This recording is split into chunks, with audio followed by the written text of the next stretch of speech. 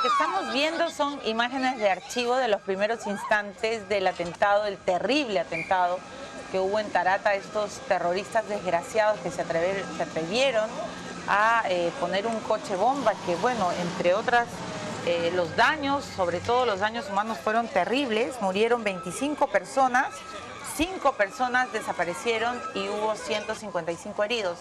De hecho, estas son unas primeras imágenes de archivo que estamos transmitiendo porque este 16 de julio se cumplen 20 años. Y a mí estas imágenes me dan mucha pena, de verdad. Como peruana, cada vez que veo el atentado de Tarata pienso en el horror, cuánta gente murió, fueron salvajes. Además fue un atentado que no debió suceder jamás y que no debió suceder jamás ni en Miraflores ni en ningún lugar del país. El 16 de julio a las 9:20 de la noche, el terror se apoderó de Miraflores y nos recordó a todos, a los limeños sobre todo, que no habían sentido de repente, ya habían coches bombas en esa época, ¿no? Pero lo de Tarata fue, creo que el peor atentado que hizo Sendero Luminoso en la capital. Y lo que les contaba, hay varias historias, ¿no? Está la niña Vanessa, por ejemplo, que se convirtió en la niña símbolo. Está la historia de Osvaldo Cava, ¿no? Además, Pepe Cava, que es un buen periodista que trabaja en el comercio, perdió a su hermano ahí, a su hermano odontólogo.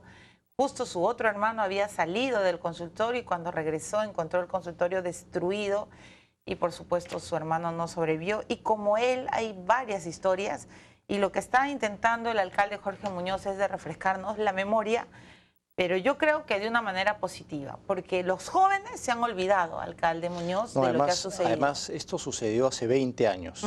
Hay personas, chicos, jóvenes, como Renata, que me acompaña esta noche, que no habían nacido. Entonces, ellos no vivieron, no conocieron, y lo que estamos buscando hacer, Milagros, es precisamente con un grupo de jóvenes poder hacer una suerte de documental. Se han entrevistado a muchas personas, por ejemplo a periodistas, a bomberos, a vecinos, a gente que estuvo vinculada a la familiares situación. de las víctimas. Sí, sin duda que sí.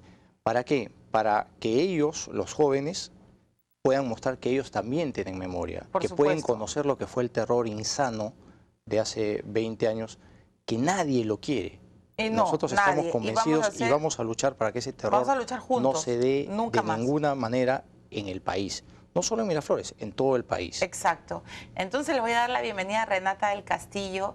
Ella es alumna del Colegio Osana de Miraflores. Creo que estás en cuarto o en quinto. En quinto, estás en la promoción. Bienvenida, Renata, no culpes a la noche. Cuéntame, tú eres una de las documentalistas. Sí, yo entrevisté a 4 mujeres, entre ellas a Nadir López, una extranjera brasileña, que fue la entrevista que más me impactó ese día. ¿Por qué? Ella quedó sorda con el atentado y también tiene problemas para poder mover la mano. Entonces, ¿quedó sorda? Sí. Claro, es que fue terrible. Ella se encontraba cocinando en ese momento, esperando a uno de sus hijos. Vivía frente, donde al frente de Tarata, claro. Sí. En uno de los edificios al frente. No te olvides que fueron 300 metros a la redonda que se impactó.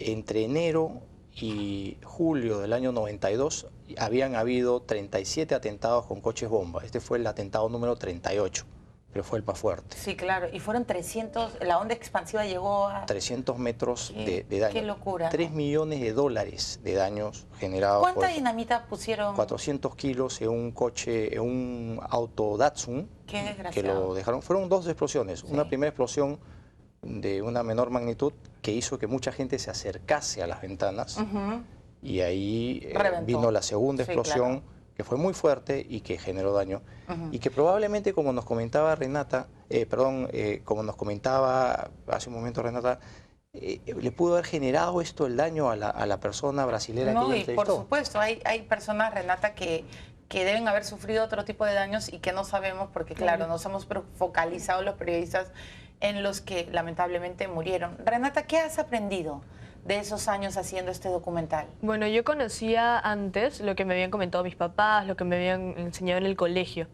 que era cómo actuaba Sendero, cómo funcionaba el terrorismo, la violencia, lo que ocupaba, lo que ocasionaba.